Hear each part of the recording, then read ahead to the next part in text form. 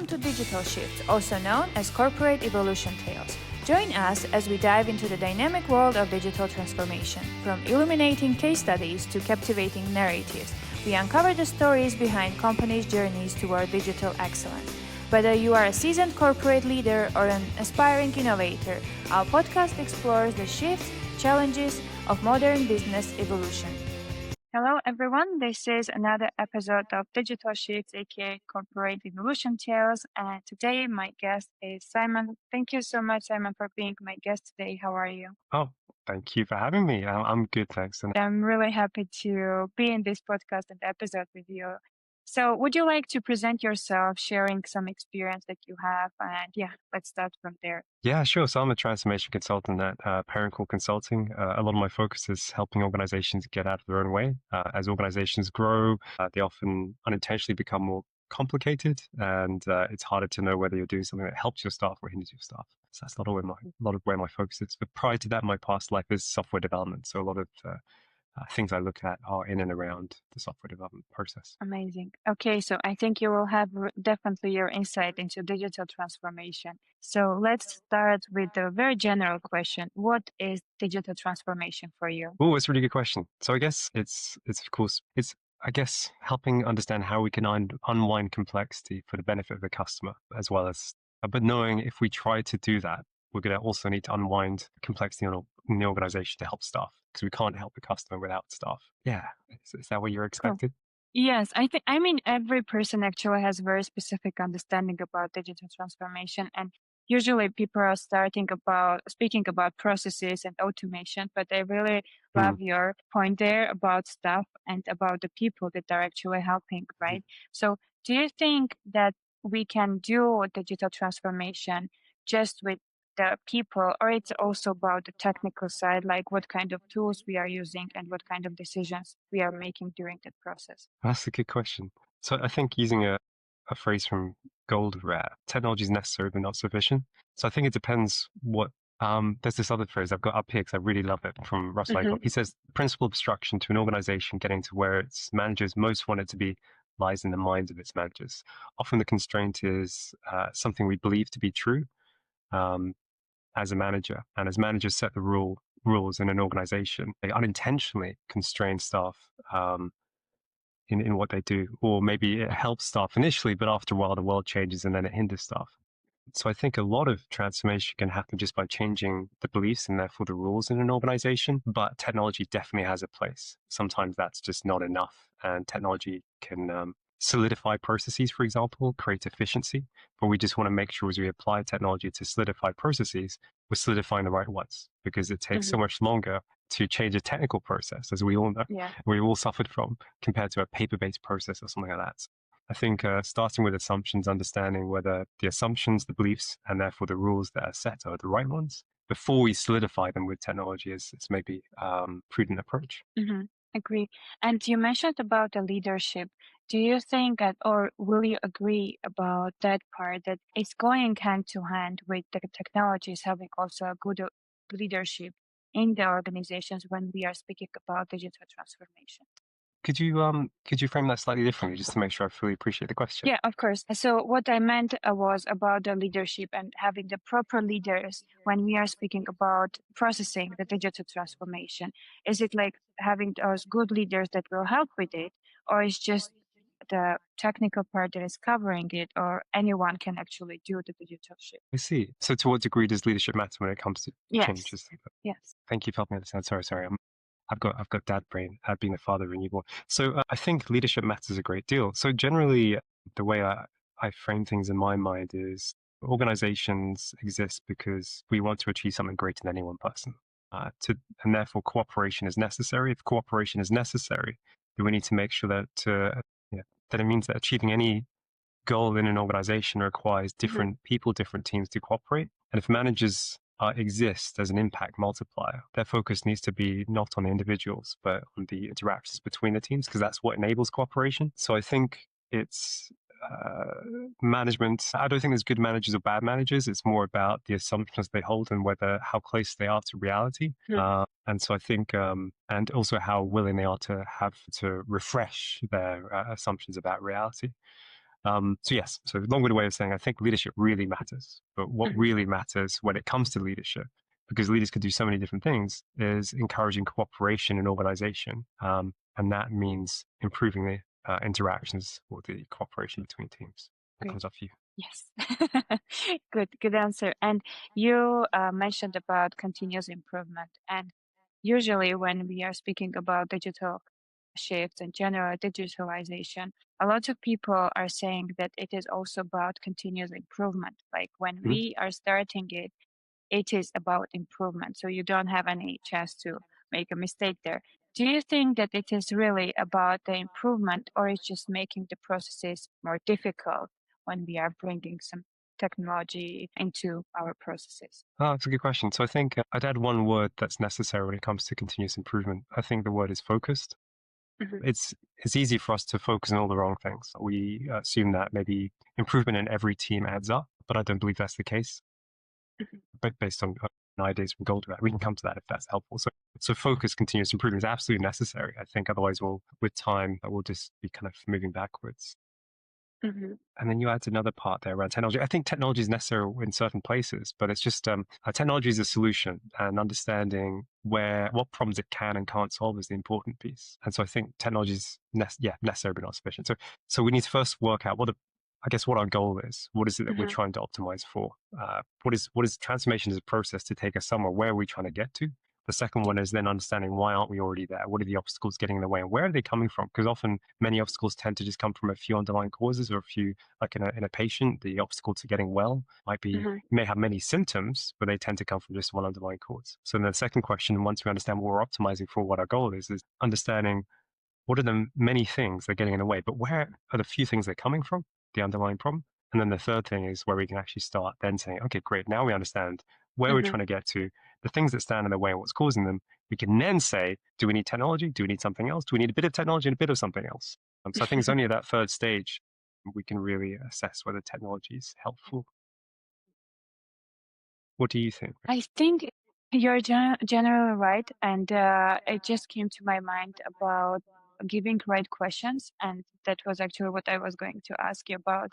That, Hmm. in my opinion, when we are speaking about digital transformation, and usually as coming from the company that is helping with that stuff, usually what we are starting with is giving right questions. Well, we already have experience to give, but generally, it's about giving right questions. What is really needed? It's not that like a lot of people right now are speaking about AI, and every product magically needs AI in it, even though we are like, is it really so? Hmm. So I think it's about giving right questions and understanding what we really need. Because my next question was actually going to be, do you think there are any specific stages for digital transformation? Like, can we highlight anything there? So I think when we are speaking about digital transformation and understanding if the company or organization really needs it, it's about giving those questions that will help you to understand, like, what is the goal with this digital transformation, what we want to improve through it, and do we really need the technology, or we just need people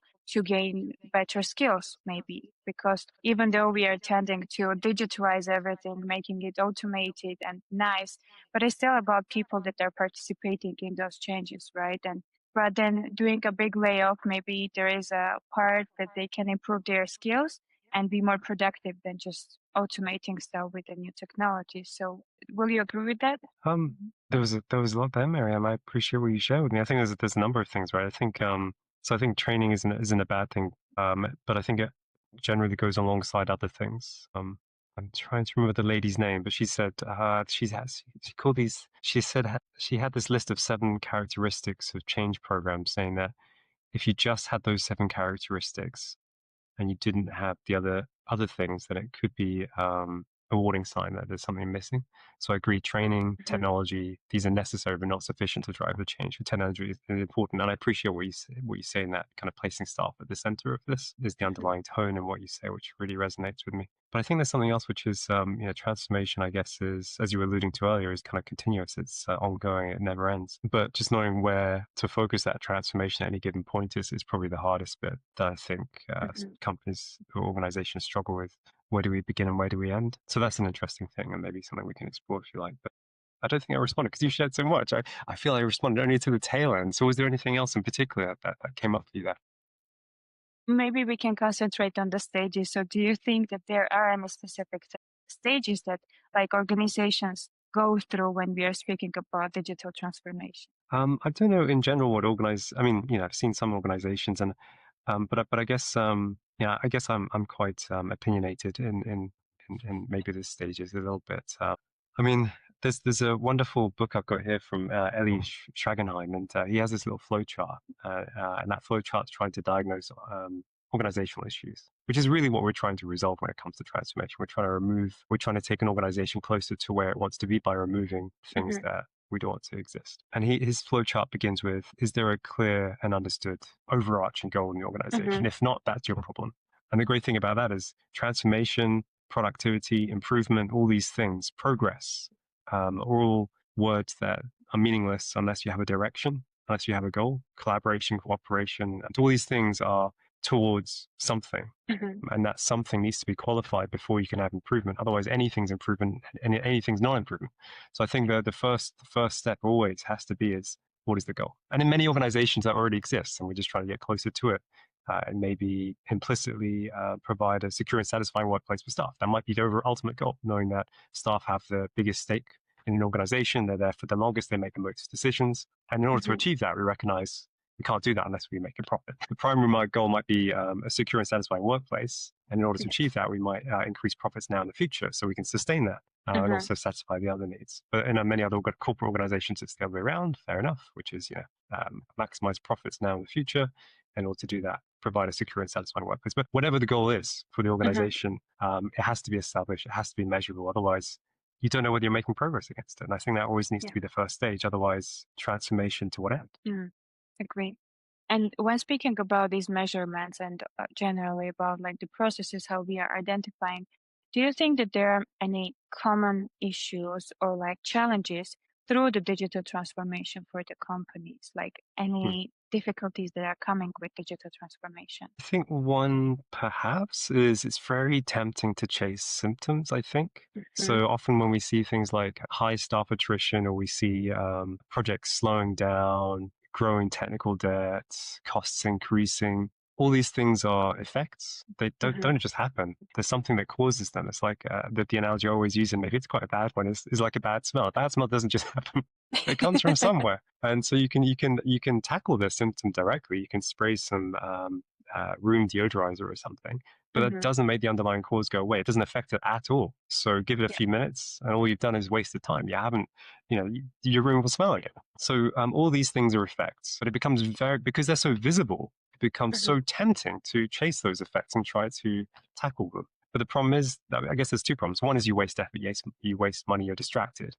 Secondly, you don't have any necessarily long-term impact. If anything, because of all of the above, the distraction and use of money, you take things backwards.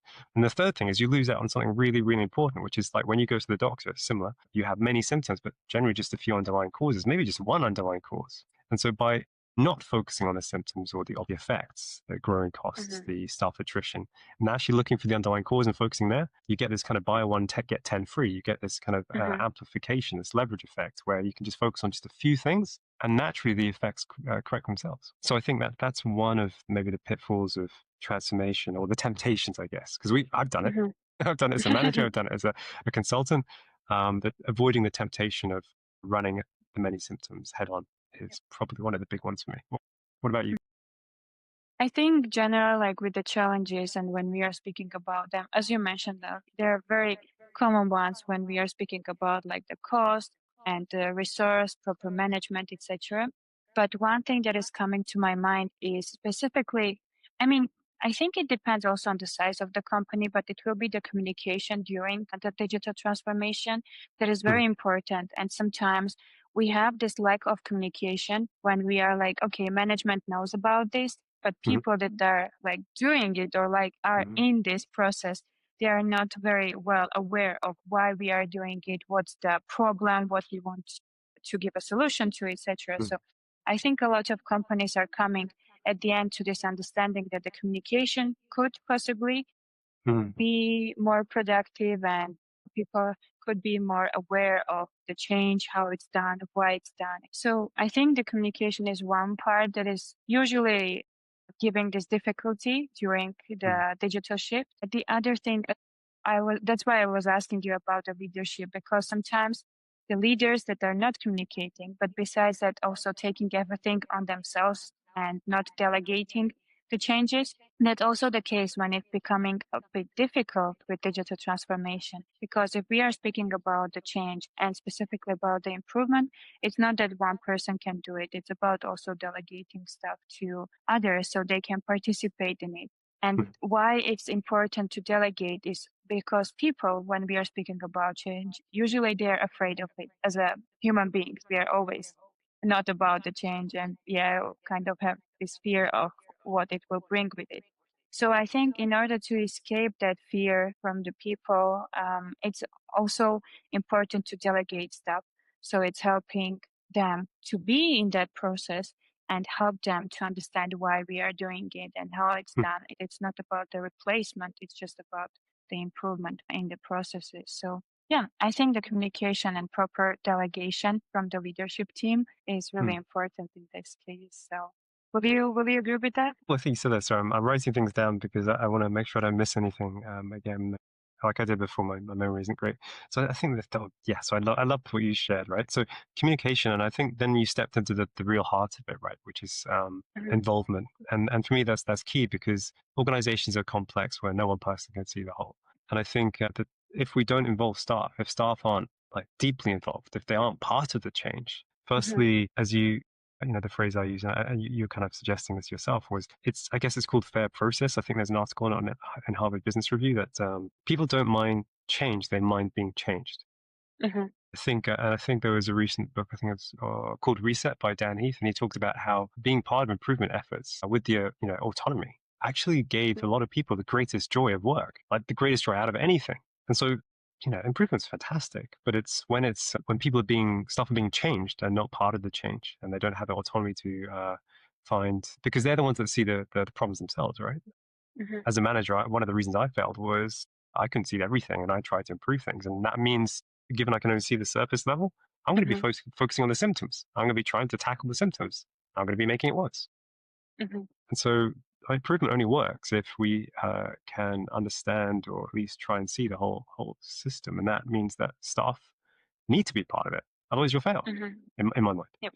And then that also erodes the fear, right? Because they're part of it. It's not happening to them, it's happening with them, and it can't happen without them.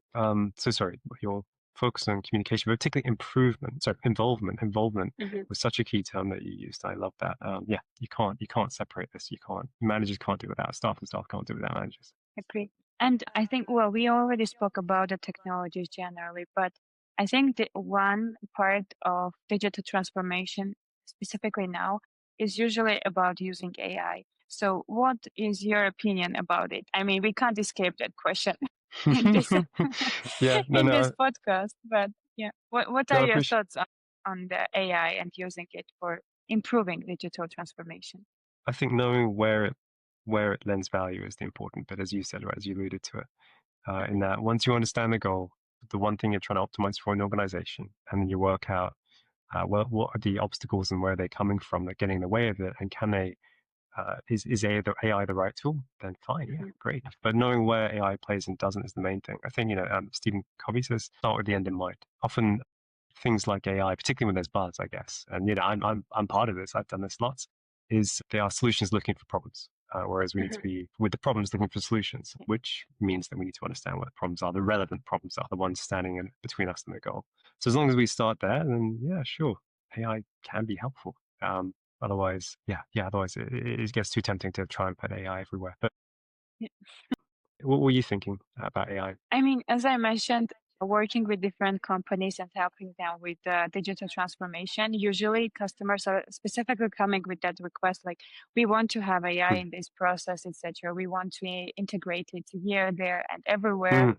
But sometimes it's first thing is the cost that is coming with it. And sometimes when we are speaking about digital transformation, we should remember the cost that is there, right? So it is definitely a significant cost for when you want to integrate anything like that. to your processes. And the other part, as you mentioned, it's not like putting it everywhere. It's about specific places where it can help with the process, with, I don't know, the security stuff, etc. Maybe somewhere like technically it can be supporting, but generally just saying that, yeah, we integrated AI and this is the digital transformation, that's not the right thing. Generally, for me, I think digital transformation is about the processes and the improvement. But how you are giving those solutions for the improvement is like a different topic. And there are so many good other technologies and technical solutions that can help with digital transformation, that it's not like ending with .ai in there. Yeah. Usually it's happening like that. Yeah, that resonates a great deal. And I think often, I see a lot of consulting engagements in general, transformation, otherwise starting with the solution. We'd like you to do this. Yeah. And that's fantastic, but every solution has one solution and you can never pivot. Whereas if you ask why a few times and you get back to the problem, then you can say, okay, cool. If that's what you're trying to solve, well, AI is one option and that's a hypothesis, fine, great. But we can come up with other ones. And as we start to understand things more, we can actually kind of heat seek the right solution for your context. Whereas if we start with the solution in mind, we can't do that. We can only do that thing, even if we find it's not quite fitting our security. Yeah. So yeah, absolutely. Exactly. And I think sometimes it's also about the investigation. So when we were speaking about the phases of like how it's proceeding with digital transformation, I also think it's very important to break down to phases the general digital transformation. And at the beginning, even before you are suggesting something, as you mentioned about the questions, collecting them and understanding, it's all about the investigation and understanding the real processes that are in the organization that can be digitalized. Because usually when we are just suggesting technologies, technical solution, etc., we are forgetting that it should be very unique to that case. It's usually, as I am ex-project manager, usually I'm giving this example of agile when we are like transferring from one method to other, or like from one framework to other framework. It's usually about understanding what will work the best for the process before even starting it, like not just running after trends that, hey, Scrum is the best. No, of course it's the good framework, but it's not the best one, because every project is very unique. And the same comes with the organization and the processes, because every organization is unique and has very specific processes to itself, right? So yeah, no, that resonates. The two things you said there, and I just did it myself. It's a cheeky habit of mine. Is, as you said, right? There's no best, and I said it just a few minutes ago, right? There is no best.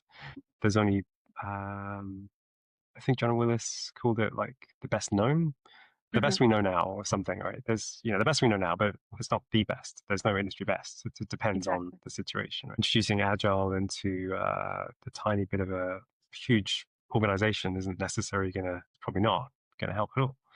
So yeah, no, I agree with that. And the other one is what you said was understanding the processes. Yes, absolutely. I think the only kind of addition to what you said to further support what you've said and kind of extend it is kind of adding some enabling constraints. I'm really lazy. I always tell people I like to sweat more now so I can bleed less later. And so kind of being as lazy as possible is really helpful.